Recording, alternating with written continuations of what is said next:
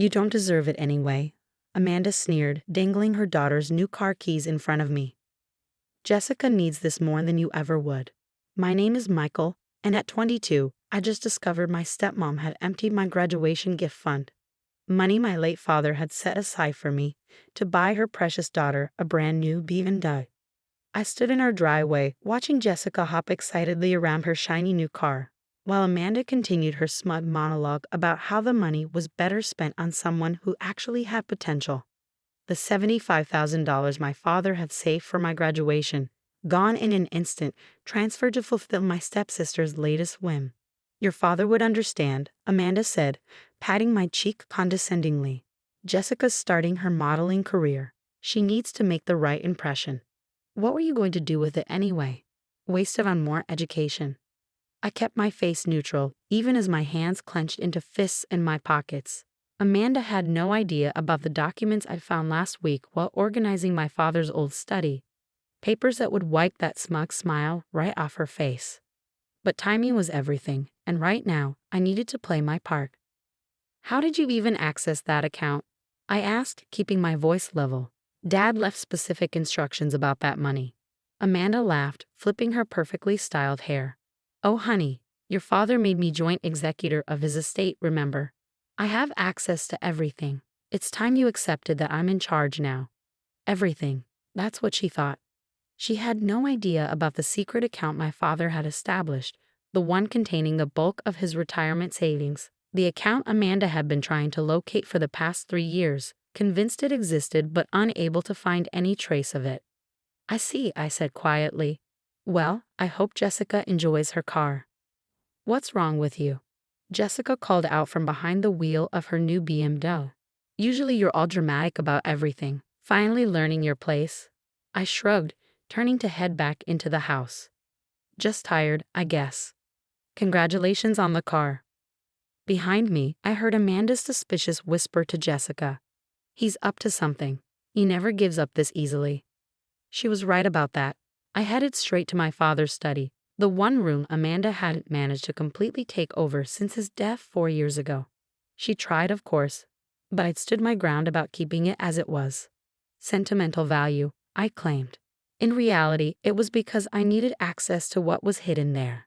I sat at his desk, running my fingers along the worn leather of his chair. Dad had been smart, brilliant, really. He'd known exactly what kind of woman he'd married, even if he'd hoped she'd prove him wrong. The night before his fatal heart attack, he called me into this very study. Michael, he'd said, his voice serious. There are things you need to know. Just in case. He'd shown me where to find certain documents, how to access specific accounts. Don't tell Amanda about any of this. Not unless you have to. At the time, I thought he was being paranoid. Now, 4 years later, I understood perfectly. Amanda had shown her true colors gradually, starting with small things, redirecting my college fund to Jessica's modeling classes, selling my mother's jewelry to pay for Jessica's new wardrobe, slowly pushing me out of family decisions. I pulled out my laptop and logged into the account Amanda had been searching for. There it was, $2.3 million in retirement savings, untouched since my father's death. Amanda's name wasn't anywhere on the paperwork. Instead, there was a clear instruction, to be managed by my son, Michael, with full discretionary control. My phone buzzed with a text from Amanda. Dinner's at 7. Try not to ruin Jessica's celebration with your attitude. I smiled, typing back a simple "ok." Let them celebrate. Let Amanda think she'd won, that she'd finally broken me down. She had no idea what was coming. I spent the next hour making calls to my father's old lawyer, to the bank, to the financial advisors who'd helped set up these accounts. Everything was in order, exactly as my father had planned. I had full control over not just the retirement account, but also several other investments Amanda knew nothing about. At precisely 7 p.m., I joined them in the dining room. Jessica was still chattering about her new car, while Amanda nodded approvingly at everything her daughter said. We should celebrate properly, Amanda announced. I'll book us a trip to Paris next month. Jessica needs to network with European modeling agencies anyway. How will you pay for that? I asked innocently, cutting into my steak. Amanda's smile was sharp. Don't worry about money, Michael. That's for adults to handle. Besides, once I access your father's retirement account, we'll have plenty to spare. I took a sip of water, hiding my smile. You seem very confident about finding that account. Oh, I will, she said, her eyes narrowing. It's just a matter of time. Your father couldn't have hidden it too well. If only she knew how wrong she was. My father had hidden it perfectly, right where she'd never think to look, in plain sight, under a business name she dismissed as worthless years ago. Maybe, I replied, standing up from the table. I'm going to turn in early. Big day tomorrow. Whatever, Jessica muttered, already back to scrolling through her phone. Amanda watched me leave, that suspicious look back in her eyes. She knew something was off but couldn't quite figure out what. That was fine by me. Tomorrow, she'd understand exactly what she'd done, and what it was going to cost her. I fell asleep at night to the sound of Jessica revving her new BMW in the driveway, probably taking selfies for her social media. Let them enjoy their moment of triumph. Tomorrow, everything would change. The real question was, would they ever see it coming? The next morning, I woke up early and dressed carefully in the suit my father had bought me for my college graduation, the last gift he'd given me before he passed. Amanda had tried to give it to Jessica's boyfriend last Christmas, claiming I'd outgrown it. She hadn't expected me to have it safely stored at my best friend Tom's house. I could hear Amanda and Jessica in the kitchen, probably planning their Paris shopping spree. As I walked in, Amanda's eyes narrowed at my formal attire. "What's with the suit?" she asked, stirring her designer coffee. "Finally got a job as a waiter." Jessica snickered, not bothering to look up from her phone. "Maybe he has a court date. Did you get caught stealing to replace the money I got for my car?" I poured myself a coffee, enjoying their smug exchange. "Actually, I have a meeting at Riverside Financial Group, Dad's old company." That got Amanda's attention. She set down her cup so quickly it clattered against the saucer. "What? Why would they want to meet with you?" "Something about Dad's old accounts," I said casually. "Apparently there are some documents that need reviewing." The color drained from Amanda's face. "I'm coming with you. As executor of the estate, I should be there for any financial discussions." I shook my head, straightening my tie. The invitation was specifically for me. Something about private accounts.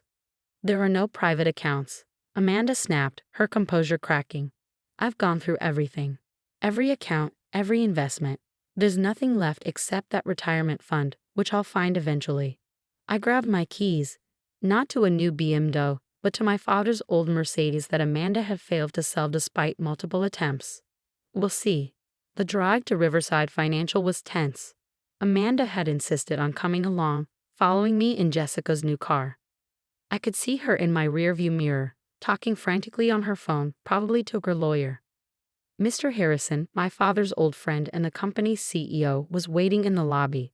His face broke into a warm smile when he saw me, then cooled considerably as Amanda clicked across the marble floor in her expensive heels. "Michael," he said warmly, shaking my hand. "You look just like your father in that suit." He turned to Amanda, his tone professional. "Mrs. Walker, I wasn't expecting you." "I'm the executor of my husband's estate," she said sharply. "I have a right to be here." Mr. Harrison looked at me, raising an eyebrow. I nodded slightly. "Very well," he said. "Please follow me." In the conference room, Amanda immediately took the power position at the head of the table. Mr. Harrison didn't comment, simply opened his briefcase and began laying out documents.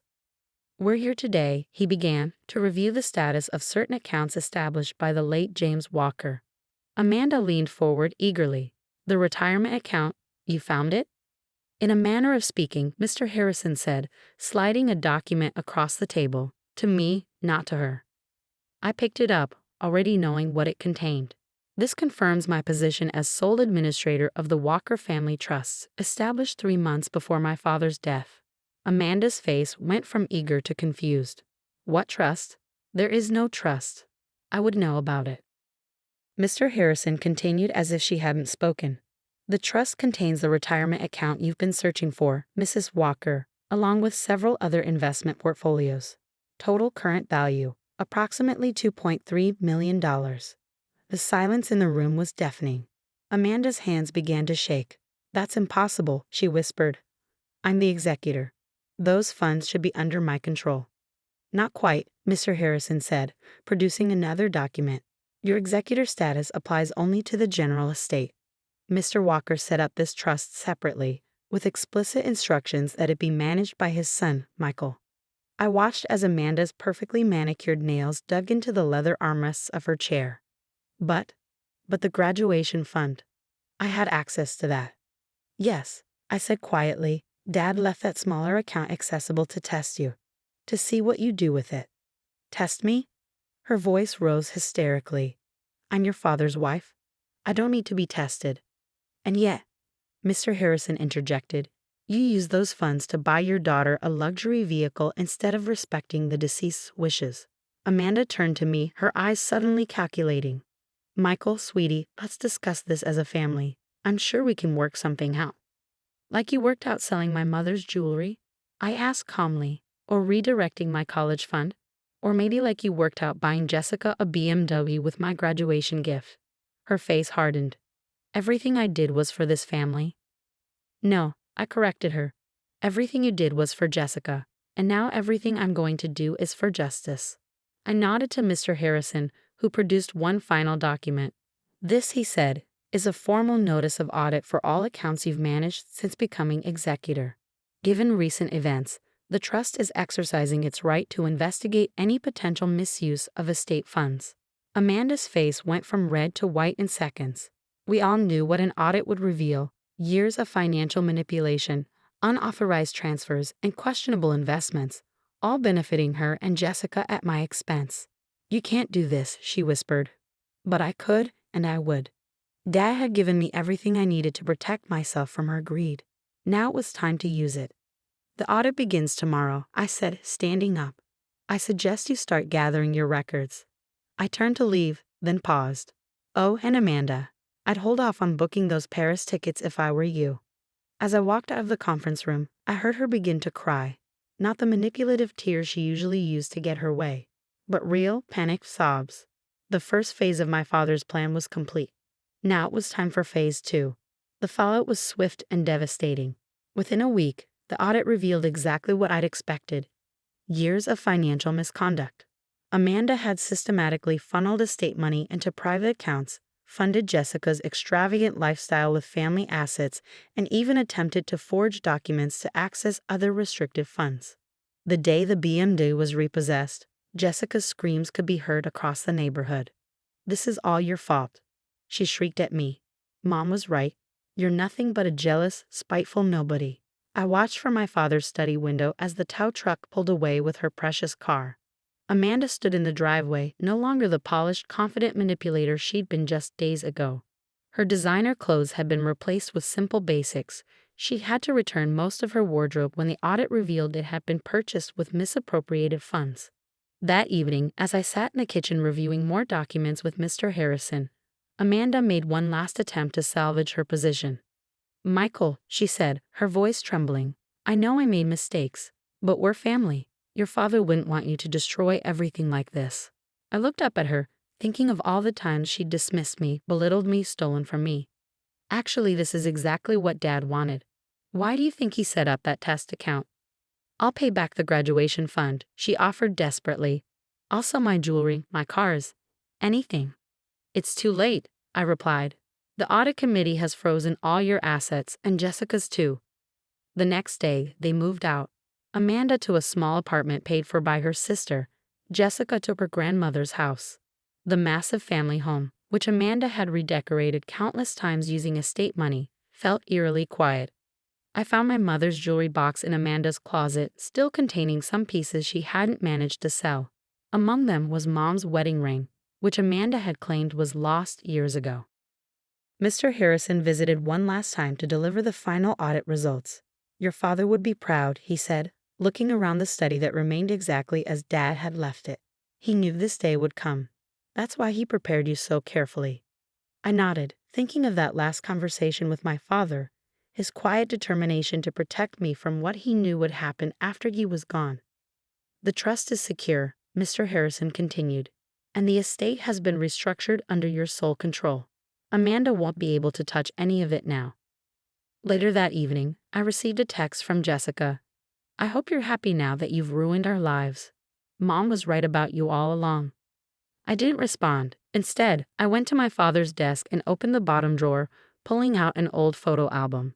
Inside was a picture of Dad and me at my high school graduation, both of us smiling, unaware that we had less than a year left together.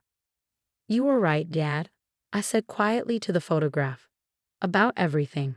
The next morning, I drove to the cemetery in Dad's old Mercedes. The car Amanda had called embarrassingly outdated, but meant more to me than any new BMW. As I placed fresh flowers on his grave, I felt a sense of peace.